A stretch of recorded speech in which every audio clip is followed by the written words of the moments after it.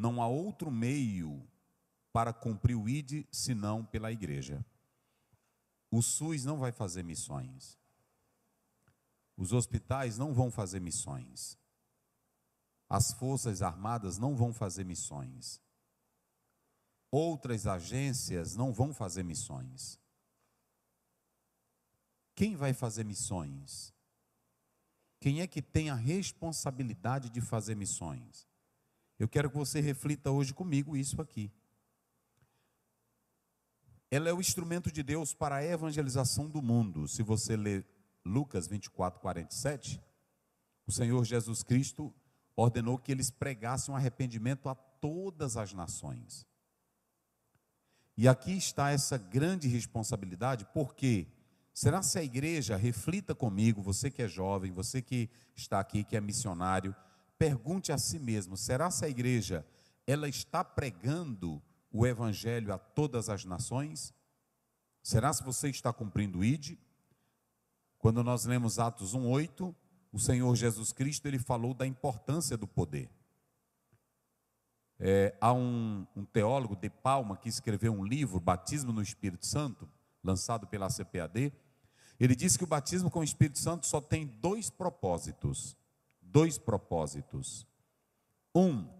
Nós sabemos que o Espírito Santo, ele vem a nós com os seus dons, mas o Espírito Santo é um revestimento de poder para a igreja testemunhar de Cristo Jesus. Não há outra missão, não há outra função do Espírito Santo em nós. Inclusive Jesus disse assim: o Espírito me glorificará. A igreja, ela está se perdendo quando ela olha para a experiência com o Espírito Santo apenas no quesito dos movimentos, dos montes e de algumas outras coisas que aparecem por aí. A igreja, ela é revestida pelo poder do Espírito Santo para testemunhar de Cristo Jesus e para viver essa experiência gloriosa com Ele. Sereis minhas testemunhas em Jerusalém, Samaria, Judeia e até os confins da terra. Então, como também a igreja é o instrumento para a evangelização, a igreja é a única agência que pode treinar e enviar obreiros. Cada culto, cada trabalho, Kevin Von Roser, ele diz, um louvor, uma doutrina, um culto da tarde, uma tarde de louvor, tudo é preparo do crente para fazer missões.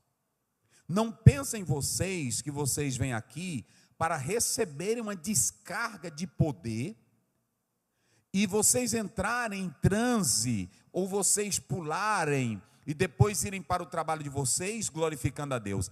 Tem irmãos aqui, tem irmãs aqui, que recebem poder aqui no culto, recebem alegria, tem deles que passam a noite no monte, mas quando saem daqui, entra na faculdade, não fala de Jesus, entra na rua, não fala de Jesus, entra num coletivo, não fala de Jesus. Que poder é esse? Não é Espírito Santo.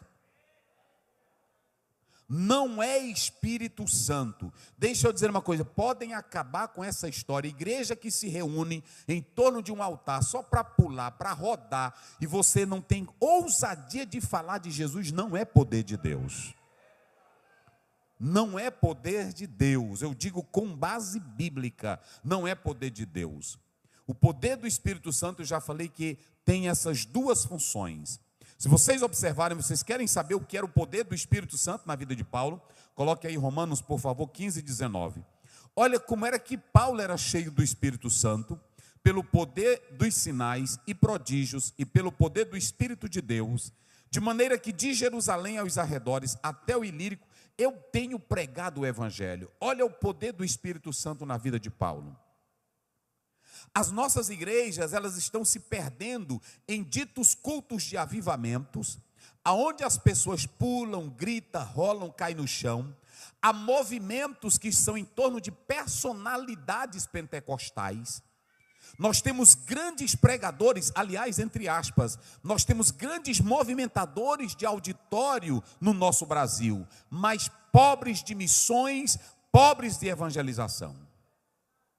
Quero dizer para os senhores hoje, até pessoas admiram, até alguns já têm a torcida organizada do pregador fulano de tal, da cantora fulano de tal, mas enquanto isso cresce o número de suicidas, cresce o número de depressivos, cresce o número de pessoas atormentadas, e você está aí parado sem ter autoridade de nada.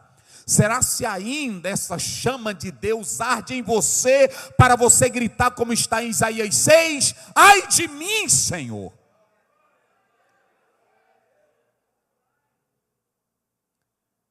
A igreja ela é o único instrumento, a única agência para fazer discípulos. E eu quero dizer uma coisa, para a igreja do Senhor Jesus, Jesus não deixou outra missão para a igreja. Qual foi a outra missão que a igreja ela tem que fazer, pastor Douglas? A igreja ela pode ser uma extensão da sociedade no quesito social, mas a igreja não foi chamada para fazer social. A igreja ela pode contribuir no campo. Aqui nós trabalhamos no social, nós trabalhamos com um lado psicológico, nós trabalhamos com um lado da justiça, ajudando as pessoas. Nossos templos foram abertos aí no período da pandemia, até para servir de locais de vacinação. Então deixa eu dizer uma coisa para vocês, a igreja ela pode fazer isso, mas você nunca vai ler na Bíblia Jesus dizendo, igreja faça política. Você nunca vai ler na Bíblia Jesus dizendo, igreja se voltem só para o social. Não, porque Jesus sabe que a alma só é salva com o poder da mensagem do evangelho, da morte e ressurreição de Cristo. Gente, compreenda, não, a igreja não tem outra missão na terra. A igreja não tem outra missão na terra, senão falar de Jesus Cristo como Senhor e Salvador de nossas vidas. E aí vocês podem observar os dois textos bíblicos da ordenança de Jesus. Mateus 28, 19 e 20. Ide, portanto, como é que ele diz lá? Fazei o quê? Discípulos de quê? De todas as... Pronto, como é que diz mais?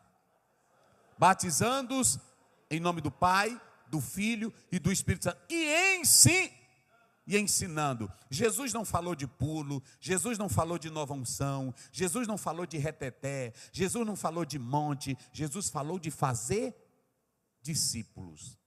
Quando você vai para Marcos, que eu vou já explicar, Jesus diz a mesma coisa, ide por todo mundo e pregai. Ele não manda inventar nada, ele não manda, olha, a maioria do povo que está aí inventando revelação, inventando nova visão. Você não precisa de nova visão, a visão está na Bíblia. Você não precisa de nova unção, o Espírito Santo está em você. Há muita gente querendo criar modismo e o diabo está usando isso para tirar a igreja do foco dela. Mas cada evento como esse é para trazer a igreja para o eixo. E você precisa entender isso. Eu coloco aqui, quando a igreja ela perde a visão, ela se torna como Israel. Ela apenas tem títulos, promessas e tem dons. Vocês sabiam quem era o povo da promessa? Era Israel. Quem tinha os dons? Era Israel. Quem tinha as bênçãos? É Israel. Vocês podem observar que os judeus dizem assim para Jesus, nós somos filha de Abraão e não teu. Só que quando você vai, o próprio João Batista diz no capítulo 3 de Mateus, dessas pedras Deus pode levantar filhos de Abraão. Olhem para cá, não adianta ter promessa, não adianta ter poder do Espírito Santo, não adianta ter dons e nem fogo, quando você não cumpre a missão de Deus, que é evangelizar o mundo. Israel se tornou uma árvore infrutífera. Israel, Deus disse assim, eu vou parar vocês no tempo e vou colocar outro no lugar de vocês, porque vocês se tornaram vinha sem frutos. Isaías capítulo 5 ele diz, eu esperei que vocês dessem uvas boas, mas vocês deram o quê? Uvas bravas. O Senhor está esperando que tu dê alguma coisa. Olhe para você, o que você tem dado até aqui para a obra de Deus? Então coloque isso. Não há coisa pior para uma igreja do que ela perder o propósito de Deus. ela se torna egoísta, ela se torna centrada em si, ela vira um clube social. Hoje tem igreja que no domingo ela é um clube social. Bote mais som aqui, por favor. Ela é um clube social. Cada irmão vai com a sua roupa bonita para apresentar. Cada irmão vai com um couro bonito para apresentar na igreja. Mas não tem uma pessoa desse auditório que está preocupado com a alma. Tem muitos que se reúnem, cantores caros, banda cara, pregador caro, e eles fazem a zoada todinha, mas ali não tem quase um que esteja interessado em uma alma. E aí vem o que é mais importante. A igreja, ela pode ter promessa, ela pode ter dons, ela pode ter batismo, mas se ela não tiver a visão da alma, a visão de vidas, a visão de salvação, na verdade, essa igreja já perdeu o ID.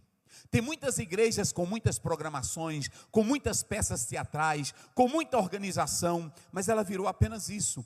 Toda a atividade dela é centrada nela mesma. A maior igreja, a maior placa, o maior templo, a melhor banda, o melhor coro, o melhor vocal, mas ela não tem o melhor, que é o ID. Igreja sem o ID está morta. Igreja sem o ID, ela não vai sobreviver. Igreja sem o ID é como um casal sem filhos. Igreja sem o ID, ela não tem para onde expandir. Nós temos que ouvir a parábola de Jesus: vão pelos becos, pelas ruas, pelos valados, para que a minha casa se encha. A igreja só existe para uma coisa: ganhar vidas para o reino de Deus.